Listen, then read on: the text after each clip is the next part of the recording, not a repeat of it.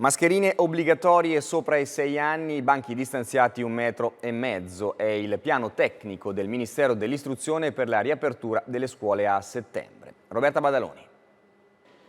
Igienizzanti obbligatori e distanza minima 1,5 m, 2, regola che vale anche per la scuola. Ipotesi di aule con banchi a distanza per le riaperture di settembre e il volto diverso di una scuola che dovrà tener conto del coronavirus e del rischio di contagio. Quasi pronto il protocollo con le regole valutate dal Comitato Tecnico Scientifico che dovrebbe essere presentato a giorni.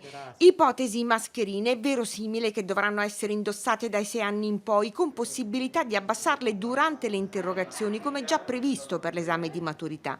Nessun assembramento alle mense, probabili orari scaglionati e tavoli riorganizzati. Si esclude l'obbligo di guanti non previsti neanche per la maturità. Si tratta di regole flessibili che dovranno contestualizzarsi al territorio e alle specifiche situazioni legate all'andamento del contagio regionale. Oltre ai 39 milioni stanziati per la maturità si aggiungono 1,4 miliardi per garantire i rientri in sicurezza.